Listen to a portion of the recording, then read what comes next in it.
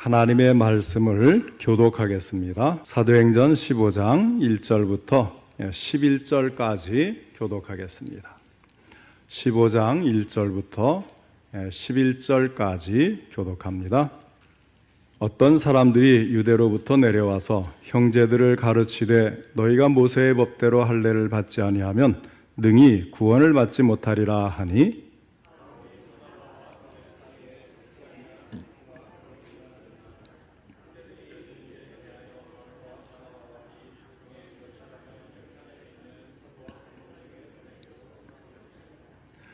그들이 교회에 전송을 받고 베니게와 사마리아로 다니며 이방인들이 주께 돌아온 일을 말하여 형제들을 다 크게 기쁘게 하더라.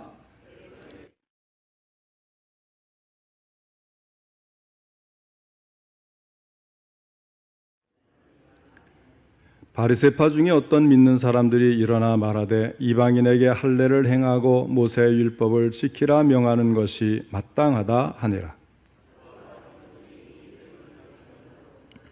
많은 변론이 있은 후에 베드로가 일어나 말하되 형제들아 너희도 알거니와 하나님이 이방인들로 내 입에서 복음의 말씀을 들어 믿게 하시려고 오래전부터 너희 가운데서 나를 택하시고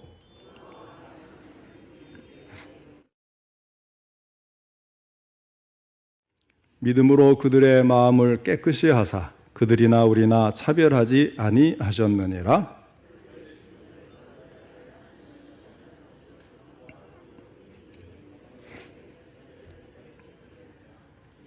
다 같이 읽겠습니다. 그러나 우리는 그들이 우리와 동일하게 주 예수의 은혜로 구원받는 줄을 믿노라 하니라. 오늘 오후 예배는 은혜로 구원받는 줄을 믿노라 이 제목으로 함께 말씀을 듣겠습니다. 먼저 하나님께 기도를 드리겠습니다. 사랑이 많으신 하나님 아버지, 이 시간에도 저희들의 예배를 받으시며 귀한 말씀 주시니 감사를 드립니다. 이 말씀을 통해 저희들이 하나님의 뜻을 더 잘 깨닫게 하시고 깨달은 대로 행할 수 있는 믿음도 주옵소서. 성령께서 전할 때도 들을 때도 함께 하시고 도와주시기를 간절히 바라곤 합니다. 예수님의 이름으로 기도하옵나이다. 아멘. 성령 강림절 이후에 초대교회가 설립된 이후로 이제는 이방인들이 예수를 믿고 세례위에서 교회에 들어오고 하는 일들이 일어난 지 꽤 여러 해가 지났습니다. 그것은 가이사랴에 하나님을 경외하는 백부장인 고넬료로부터 시작이 되었습니다. 고넬료는 베드로부터 복음을 듣게 되어 믿고 성령의 세례를 받은 사람이었습니다. 예루살렘 지도자들은 이 일에 대한 보고를 받자 하나님께 영광을 돌렸다고 사도행전 11장 18절에 기록되어 있습니다. 그 다음에 수리아 안디옥에서 무명의 선교사들이 헬라인들에게도 말하기 시작했을 때 이방의 수많은 사람들이 믿게 되는 놀라운 선교운동이 일어났습니다. 예루살렘 교회는 이에 대해서도 듣고 그것을 조사해 보기 위해서 바나바를 보냈는데 그는 하나님의 은혜를 보고 기뻐했다고 사도행전 11장 23절에 말씀을 합니다. 이후에도 바나바와 바울을 해외 선교사로 파송을 해서 복음을 전하였는데 가는 곳마다 담대하게 전하였고 그때마다 많은 이방인들이 복음을 받아들여 예수 믿고 구원을 받았습니다. 그래서 사도행전 14장 1절에도 보면 유대와 헬라의 허다한 무리가 믿더라 하였고 사도행전 14장 27절에서 수리아 안디옥으로 돌아온 선교사들은 이제 선교행을 마치고 보고를 하면서 하나님이 이방인들에게 믿음의 문을 여신 것을 보고를 하였습니다. 이렇게 이방 선교가 날마다 확장되어 가고 많은 이방인들이 교회 안에 편입되어 들어왔습니다. 그런데 이런 선교의 열기에 찬물을 끼얹는 일이 교회 안에 일어나게 됩니다. 유대인 교사들이 교회마다 돌아다니면서 잘못된 교리를 가르치고 있는 것입니다. 그것이 어떤 가르침인지 오늘 읽은 본문 1절에 보면 잘 말씀해주고 있습니다. 어떤 사람들이 유대로부터 내려와서 형제들을 가르치되 너희가 모세의 법대로 할례를 받지 아니하면 능히 구원을 받지 못하리라 한 것입니다. 이들은 할례를 받는 것이 좋겠다 이런 정도로 이야기한 것이 아니고 반드시 할례를 받아야 구원을 받을 수 있다고 말을 한 것입니다. 물론 이 말을 한 사람이 복음과 무관한 유대인으로는 볼 수가 없습니다. 그렇지만 할례를 받아야 구원을 받는다고 하는 것은 그리스도의 대속을 욕되게 하는 행위가 아닐 수가 없었던 것입니다. 여기서 중요한 것은 육체의 표시보다 하나님의 언약입니다. 그래서 성경은 너희는 옷을 찢지 말고 마음을 찢으며 할례는 마음에 할지니라 하였던 것입니다. 유대인들이 망한 이유가 어디에 있습니까? 할례를 무시해서가 아니라 그 마음에 진실한 회개가 없었기 때문이었습니다.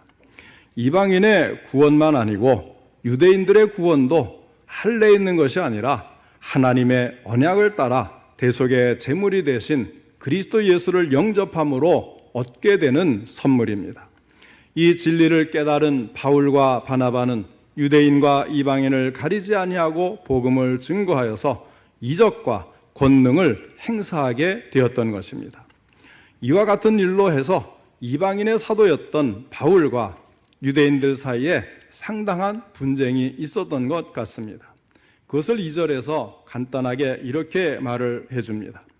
바울 및 바나바와 그들 사이에 적지 아니한 다툼과 변론이 일어난지라 하였습니다.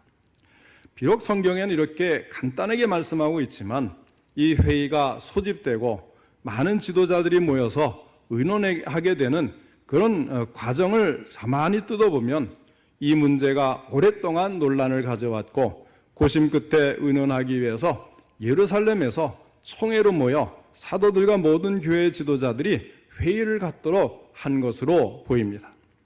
처음에 이 문제가 수리아의 안디옥에서 논란이 되었습니다. 유대인 교사들이 이 수리아에 있는 안디옥 교회에 찾아와서 이 말을 행함으로 해서 거기에서부터 문제가 생겼는데 갈라디아서를 보면 갈라디아 교회에서도 아주 심각한 문제를 야기했던 것으로 보입니다. 그러나 이 문제는 안디옥 교회에서 결론을 얻을 수가 없었습니다.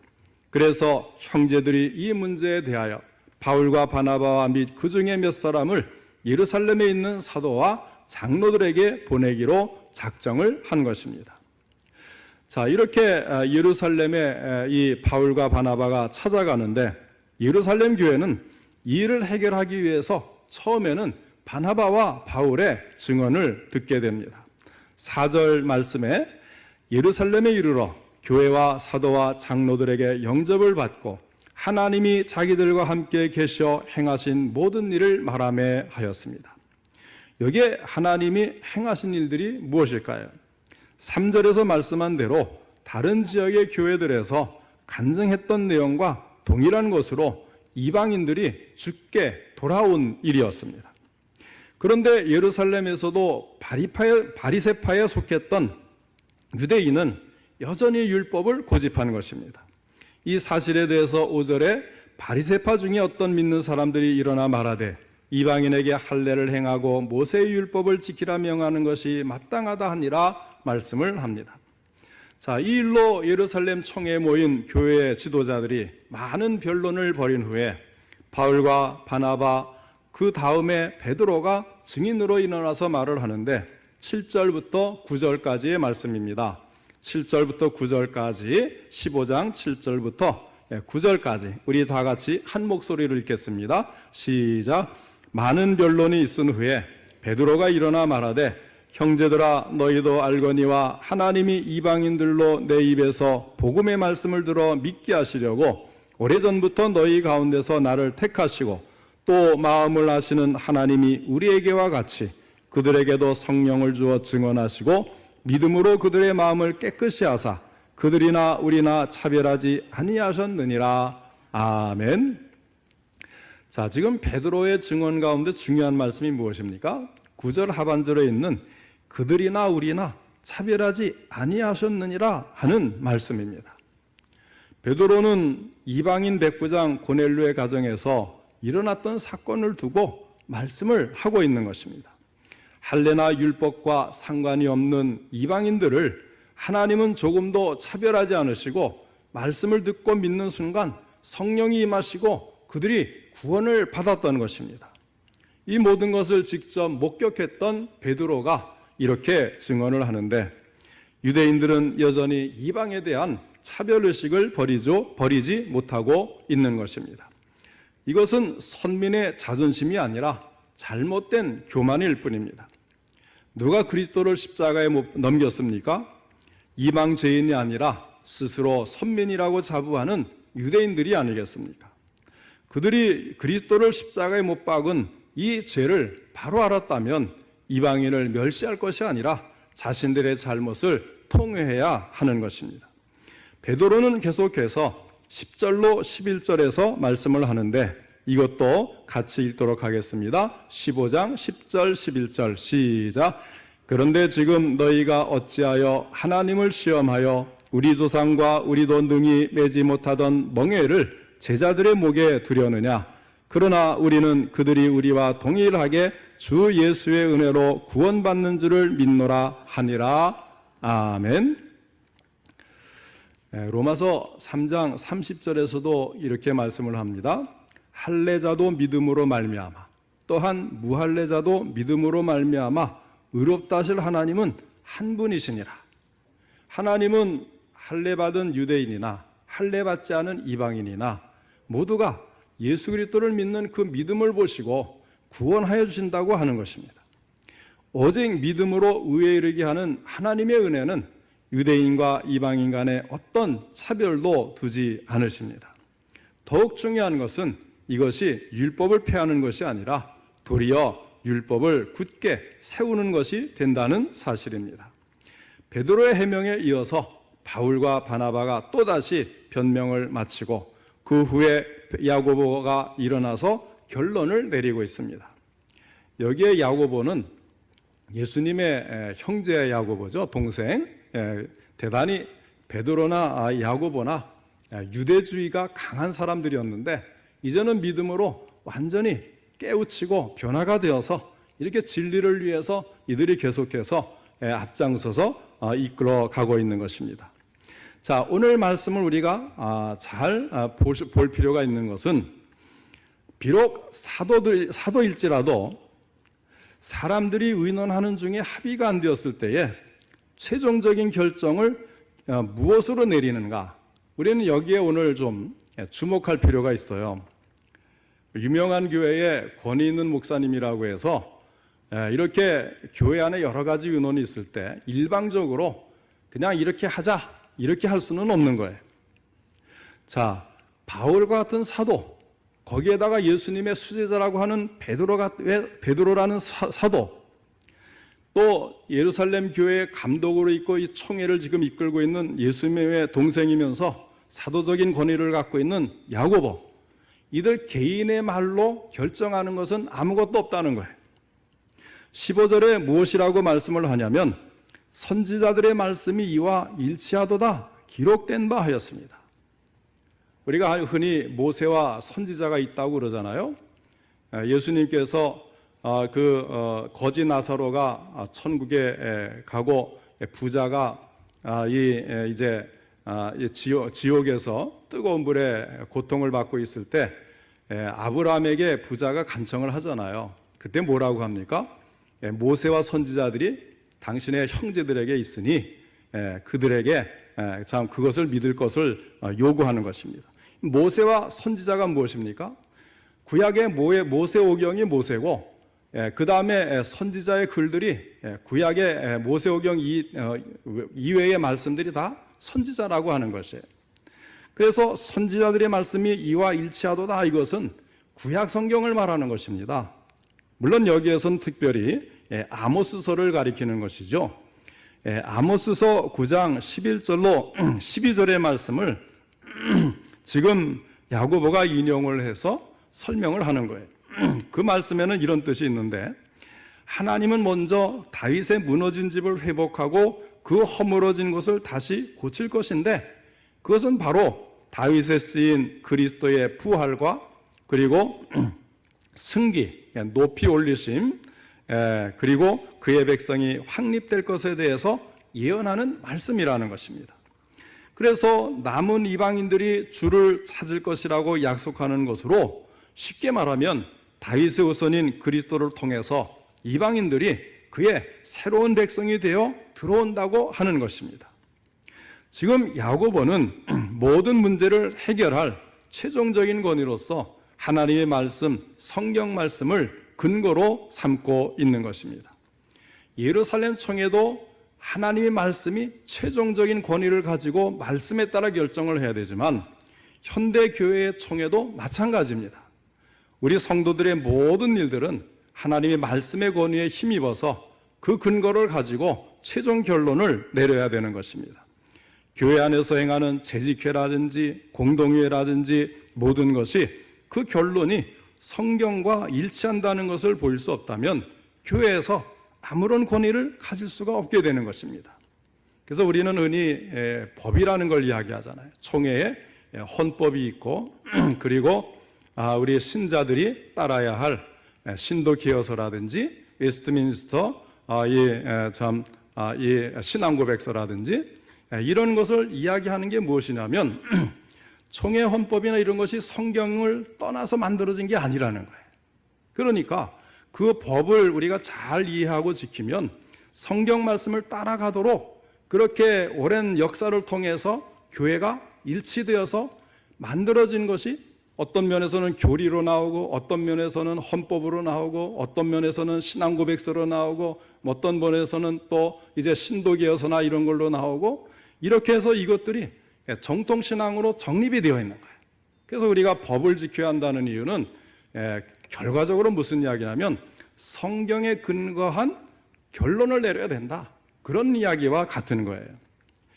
그렇기 때문에 우리가 교회 안에서의 모든 회의 또는 노회나 총회에서의 회의 이런 것들은 항상 성경을 근거로 해야 되고 성경에 따라 만들어진 교회법을 따르는 것이 그것이 바르다고 하는 것입니다. 우리의 모든 문제를 해결할 때 성경 말씀을 따라야 되지 인간의 정으로 할 수 있는 것도 아니고 정치를 하면서 무리를 지어서 세력을 과시해가지고 그냥 땅땅땅 이렇게 치면서 동의제청 통과됐습니다 해가지고 막 밀고 나가는 이런 것은 분명히 잘못된 것입니다. 그런데 성경 말씀이 바울과 바나바의 경험 그리고 베드로의 경험 그리고 또 다른 모든 참된 주의 일꾼들의 경험과 일치가 되는 거예요. 그래서 그들의 주장이 받아들여진 것이지 성경 말씀과 다른 것을 주장했다면 다른 것을 경험했다고 내가 경험해 보니까 이것이 옳은 것 같습니다 했다고 해서 그것을 인정하는 게 아니고 그들의 복음을 전하면서 겪었던 여러 가지 일들이 성경 말씀과 일치가 되었다는 거예요. 그래서 그들의 주장을 수용하고 야고보가 이제 지혜로운 방법으로 그 결의사항을 이제 마지막 결론으로 제안을 하는 것입니다. 그래서 이제 최종 결론을 그 바울과 바나바가 이방인들과 전도하면서 전했던 그 복음 제시의 방법이 성경과 일치되는구나. 그래서 최종 결론을 발표하는데 그 결정이 19절로 20절에 나오는 것입니다. 자, 19절, 20절 우리 같이 읽도록 하죠. 15장 19절, 20절 시작. 그러므로 내 의견에는 이방인 중에서 하나님께로 돌아오는 자들을 괴롭게 하지 말고 다만 우상의 더러운 것과 음행과 목매어 죽인 것과 피를 멀리하라고 편지하는 것이 옳으니. 아멘. 이것을 이제 자세히 풀어 말씀드리면 이런 것입니다. 이방인 신자들을 그리스도 안에서 형제 자매로 인정하고 받아들여야 한다, 그런 이야기예요. 그래서 예수님에 대한 그들의 믿음에 유대인들이 그동안 지켜왔던 할례, 율법, 유대 풍습을 덧붙이도록 요구해서 그들에게 짐을 지어서는 안 된다는 것입니다. 동시에 구원은 행함이 없이 믿음만을 통한 은혜로 주어지는 것이라는 원리를 확립해 놓았습니다. 행위가 아니라 은혜로 구원받는 것이다. 예수 그리스도의 그 대속하심을 믿는 것으로 구원받는 것이다. 이 원리를 확립하는 거예요.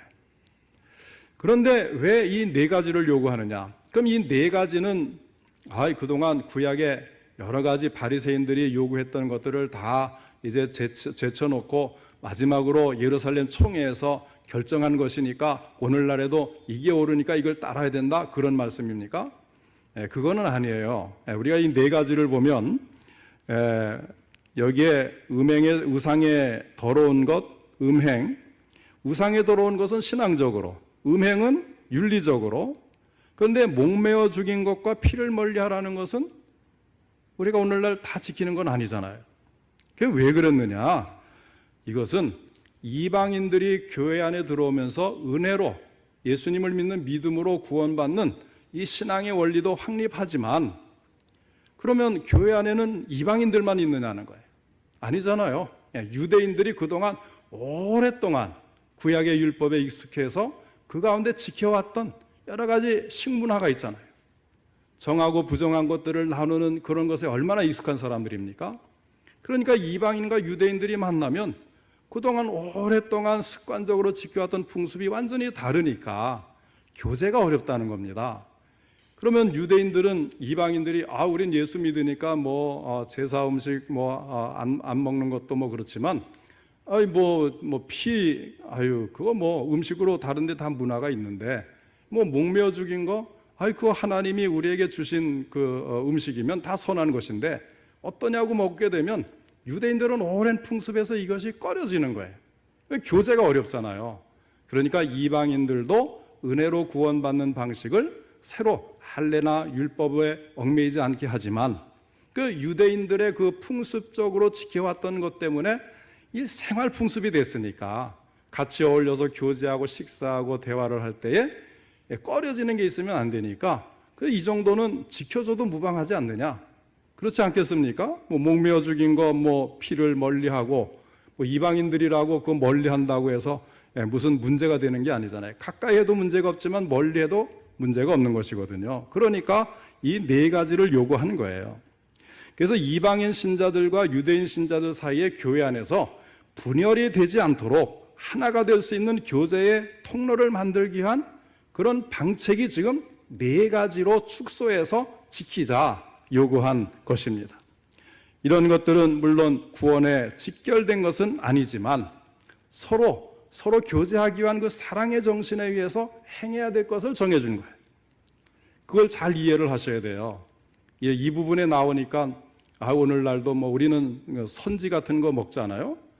먹으면 안 돼 이러면 또 서로 간에 참 식사하고 대화하는 게 어려워지는 거죠.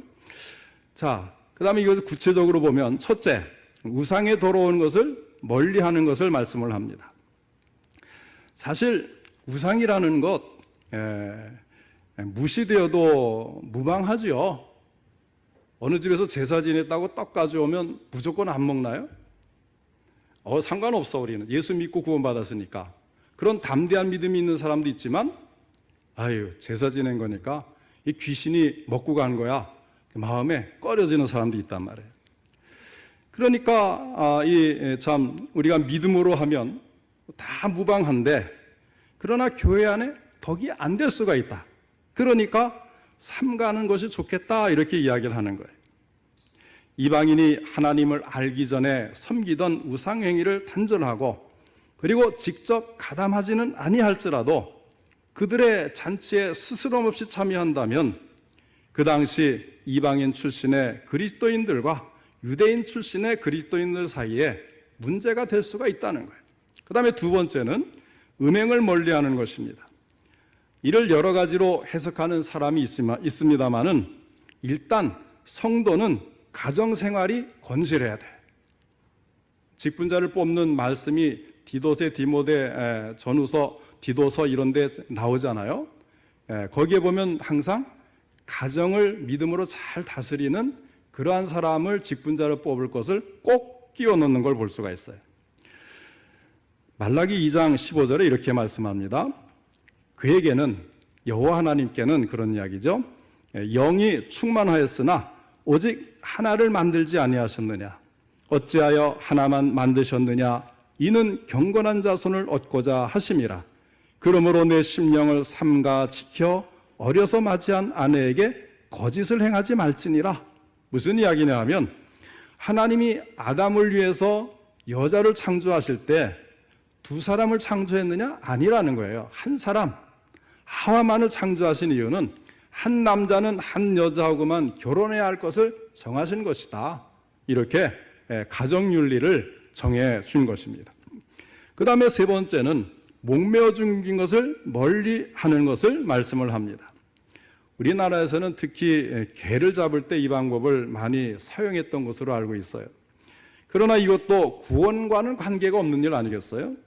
그런데 이런 문제로 시험 드는 사람이 있다면 마땅히 그 연약한 자를 위해서 삼가는 것이 좋겠다는 거예요. 또 피를 멀리하는 것은 구약의 대표적인 사상이잖아요. 피를 먹지 말라는 것이 얼마나 자주 나옵니까? 피는 생명이니 생명을 귀중히 여기는 의미에서 그것을 먹지 말라고 규정했지만, 그러나 이 세계에 다양한 식생활의 문화가 있지 않습니까? 우리나라는 이 선지를 먹는 식생활이 있고, 이건 역시 구원의 문제와는 직접인 관계가 없는데, 그 당시에 이방인 신자들과 유대인 신자들 사이에 분열이 되지 않고 하나가 될 수 있는 교제의 통로를 만들기 위해서 이 네 가지만은 그래도 지켜야 하겠다는 것입니다. 여기서 우리가 무엇을 알 수 있습니까? 성도 간에는 상대방이 시험 들 만한 일은 가급적 우리가 배려하고 삼가는 것이 옳겠다. 이것이 사랑하는 것 아니겠어요? 사랑하는 성도 여러분, 우리는 예수 그리스도를 믿음으로써 구원을 받았습니다. 이것은 분명히 행위가 아니라 하나님의 은혜의 선물로 주어진 것입니다. 어떤 경우에도 하나님이 말씀으로 약속한 이 구원의 선물과 그 안에서 우리가 누리는 자유를 빼앗기지 마시기를 바랍니다. 이것은 하나님의 일꾼이 어떤 경우에도 양보할 수 없는, 빼앗길 수 없는 진리예요. 내가 분명히 아무리 많은 죄를 지었어도 나를 위해 십자가에서 대속하여 주신 예수 그리스도를 믿음으로 하나님이 나의 죄를 다 깨끗하게 씻어주셨어. 과거, 현재, 미래의 모든 죄를 다 씻어주셨어. 나는 예수 안에서 이제는 죄에서 자유를 얻고 구원받은 하나님의 백성이다. 이것은 절대로 양보할 수 없고 빼앗길 수 없는 진리요 권리인 것입니다. 이 진리를 지키기 위해서 오늘 본문의 사도들은 그 먼 거리에서 수리아의 안디옥에서 예루살렘까지 오가면서 총회를 개최하고 설득하고 투쟁하고 그래서 결론을 내린 것이었습니다. 이처럼 예루살렘 총회가 성경 말씀의 근거와 성령의 역사에 의한 체험들로 구원의 도리에 대해 바른 결론을 내리고 복음에 대한 사탄의 도전을 물리치고 교회를 굳게 세웠을 때 선교의 문이 더욱 활짝 열리고 많은 이방인들이 구원받았던 것처럼 오늘날 우리들도 말씀과 순종의 체험을 통해서 진리를 지키고 바른 신앙으로 성장하고 교회가 굳게 서고 영혼을 구원하는 전도의 사명을 잘 감당하는 우리 모든 성도님들 되시기를 주님의 이름으로 축원합니다. 기도하겠습니다. 사랑과 은혜가 풍성하신 하나님 아버지, 저희들을 사랑하셔서 그 아들을 아낌없이 보내주시고 십자가의 죽으심으로 우리의 모든 죄를 대신하여 속죄하여 주셨음을 감사를 드립니다. 우리가 이것을 믿고 구원받은 사실을 하나님께서는 성경에 분명히 이로 인해서 믿음의 선물로, 은혜의 선물로 너희가 구원받았다고 말씀해 주시니 더욱 감사를 드립니다. 우리가 이 확신을 놓치지 않게 하여 주시옵소서. 이 아버지 하나님 예수 믿고 구원받은 이 진리, 아버지 하나님 하나님의 자녀가 되는 특권, 아버지 어떤 경우에도 양보하지 않게 하시고 빼앗기지 않게 하시고 아버지 하나님 어떤 가문이설에도 흔들리지 않게 하여 주시옵소서. 그러나 주님, 우리가 예수를 믿고 구원받았으니 아버지 하나님 주의 사랑을 가지고 서로를 배려하고 덕을 세우고 은혜를 나누며 격려하며 아버지 서로 시험 들게 하고 상처 주는 일을 하지 않도록 저희들을 더욱더 강하고 담대하게 하여 주시옵소서. 서로 아버지 사랑으로 협력해서 주님의 몸된 교회가 든든히 서나가게 하시고 진리를 수호하게 하시고 믿음의 아름다운 아버지 하나님 이 구원의 원리를 모든 사람들에게 담대하게 전할 수 있도록 은혜를 베풀어 주시옵소서. 늘 우리 성도님들을 하나님께서 지켜주시고 성령 충만케 하시기를 원하오며 예수님의 이름으로 기도하옵나이다. 아멘.